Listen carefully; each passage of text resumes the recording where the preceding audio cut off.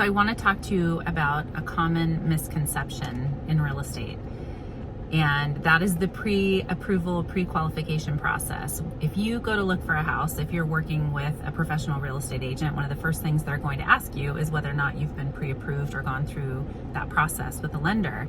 And people have all kinds of different reactions to that question. Some people take offense to it and they say, I know what I qualify for. I know I can afford it.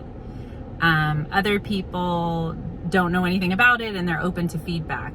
Some people kind of do like a cross section between those two, but there's often a reluctance to do that before you look at property. And I don't know what that is, probably just because it's not any fun. It's just like collecting a bunch of paperwork and turning it in.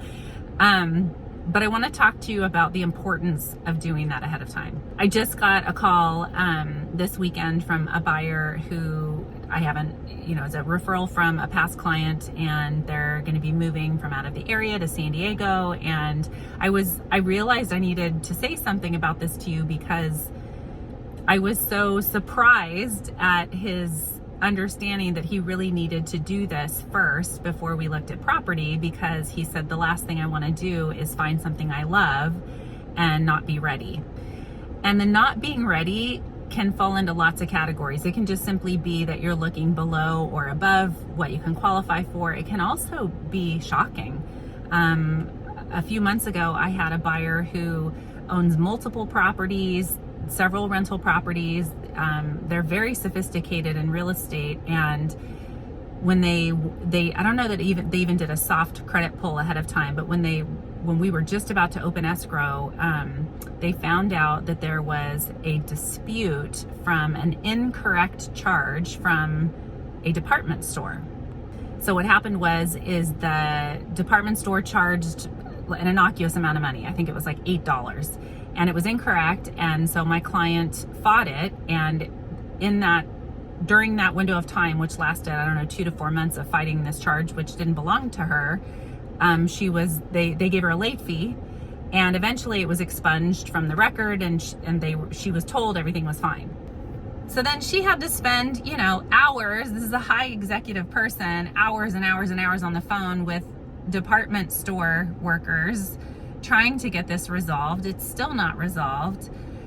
So that's just, I just want to kind of like share, like, I've never encountered that before, and obviously she hadn't, and none of us expected it, but it really impacted her decision.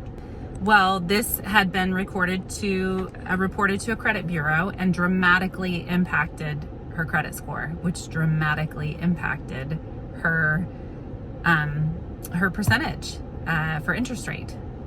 Now, the good news is there's lots of workarounds in a situation like this. There's several lenders that are skilled at doing what's called a rapid rescore, and there's a solution to this problem, but it really halted the process.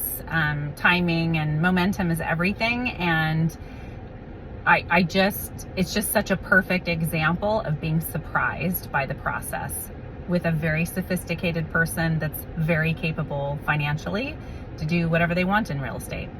So the point is, when a professional real estate agent asks you to get pre-qualified, it's to empower you. It's to be sure you're crystal clear on what you can afford, all the different loan programs that are available to you, so that you're in charge. The last thing you want to do is find yourself in a position where you don't feel in charge, where you don't know exactly what's going to happen when you send all that into the underwriter or the loan processor. So take that step. Knowledge is power. Always, always, knowledge is power. Find out as much as you can ahead of time. Get that whole process done. You can even get something like pre-underwritten before you ever open escrow. Pro move. If this is helpful to you or for anyone else, please share it.